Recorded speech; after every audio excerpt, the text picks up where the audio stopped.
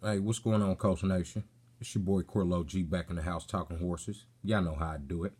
This is my bye-week season recap through 5 games of the NFL season 2019. We started off kind of slow, y'all, in LA. Took an overtime loss to the Chargers. They played hard. We played hard. It was a really good game, man. You know, we did a lot of good things in the game. We just came up a little short, gave up too many big plays on defense. And our kicking game was a little suspect at the time. Should have been in the lineup. But I'm glad AV done kicked his way out of those woes. Second game of the season, man.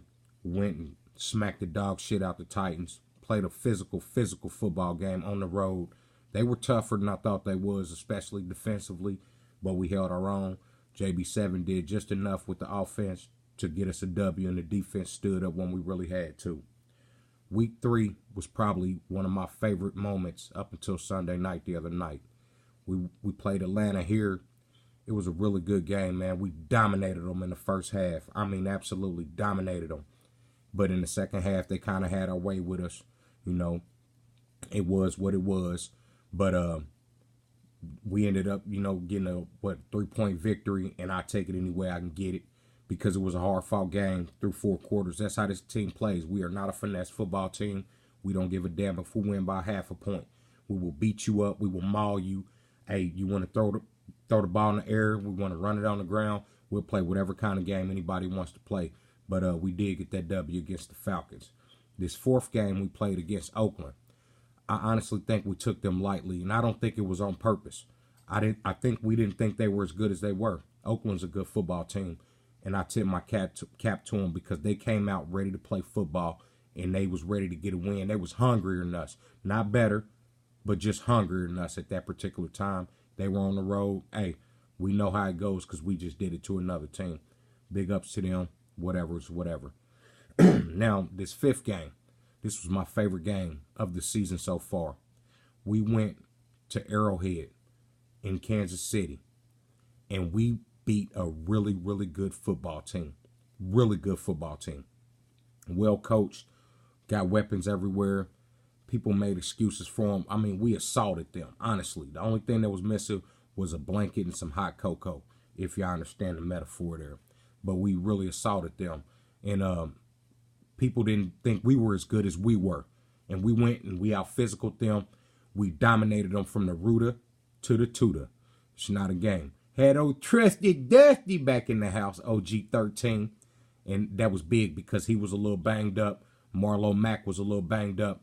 And Marlo Mack, man, big ups to him. He went out there on a bad ankle, 29 carries, 132 yards. Man, that's beast mode. That's if you're going to win a football game on ground and pound, them is the kind of numbers you got to have. This is not a finesse football team, so it is what it is. But that being said, y'all, let's get into it, man, and see where it takes us. But, yeah, y'all, we've played really good football at times, and we've played not so good football at times. But the thing I want to do is I want to give props to everybody on this roster, from Rusty Jones, the strength coach, on down, man. I mean, this team it's got the makings of building a bully. You know what I mean? Like, we're going to build a bully. Like, nobody's going to want to play this team come week 8, 9. They're going to look at the schedule and just be like, oh, my God, I cannot believe we got to play these. You know what I'm saying? It's not a game, man.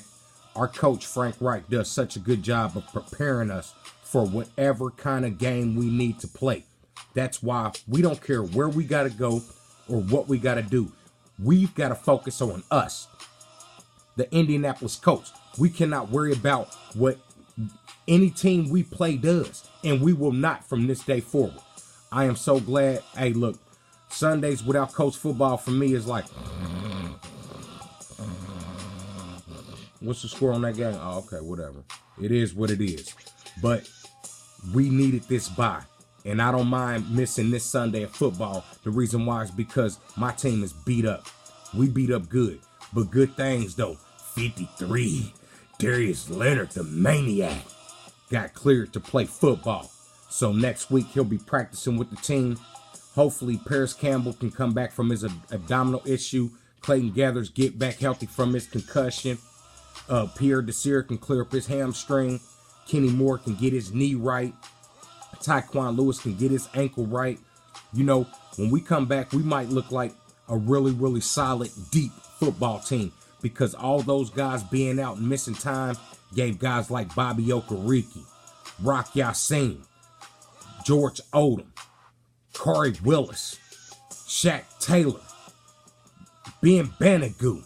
It gives these guys a chance to get more playing time, more experience with the first team, and know that they got to produce anytime they're on that field. We don't got no more excuses. I'm pretty sure I checked the bag. The summer gun was empty. So guess what? We ain't even looking in the bag no more. It's next man up, next man down. You feel me? Hand down, man down. Don't come and play this coach team and think it's going to be a finesse game, because it's not. I'm trying to tell you, you better have a mouthpiece, steel toes, a lunch pail, hell, PPE equipment, the whole nine, because it's going to get awfully physical around here. And I'm trying to tell you, this coach team is ready for whoever, whenever, whatever day, whatever time. We don't care no more, man. I'm trying to tell you, hey, our nickname used to be Karen. We changed it. We stopped caring about everything. It's not a game out here, man. I'm looking forward to the next 11 games, and I'm thinking to myself, we might have lost our last game. Look, don't tell nobody I told y'all that, because I predicted before the season started that my team wouldn't lose no more than 2 games, and I'm sticking to them guns, baby.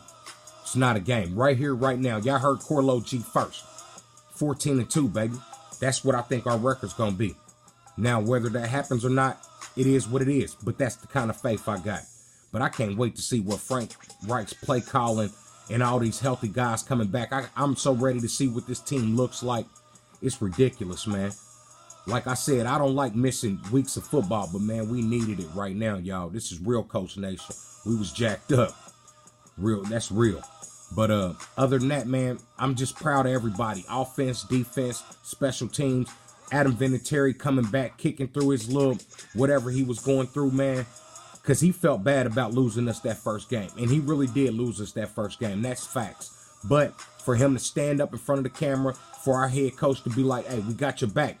I ain't lose a second of sleep or trust in you, Adam. We got you. That's how this team is built. A lot of people don't know about the culture of this team. A lot of people don't know why Chris Ballard drafts the guys he does. He said he wants character. Character matters. This team was 1-5 last year. Dug their way out of a hole to a unbelievable 10-6 season, including the playoffs. Now, that being said, those guys are still here. It's a different year, but the culture remains the same. I'm going to go back to a couple things that I love about my head coach, Frank Reich, real quick. This dude has quotes, and one of my favorites is, let's get 1% better every day. Let's go 1-0 in practice every day. And let's go 1-0 at the end of the week. Then this dude's definition of toughness. I'll reiterate this. I know it's like beating a dead horse, but I'm telling y'all, my coach's definition of toughness is a relentless pursuit to get better every day and an obsession to finish. If y'all can't see that with this team, man, we got to get y'all a little stick or a CNI dog. But other than that, man, like I said, I love the direction of my team. I love my coaches, my GM. I love the players on this team. Every last one of them. They go hard. So that being said, y'all, I just want to say, man, 1-0 from here on out. Go horse. Hey, right on, y'all, for Talking Horses with Corlo-G. I'll be back Saturday. Have a good one. Go horse. I'm out.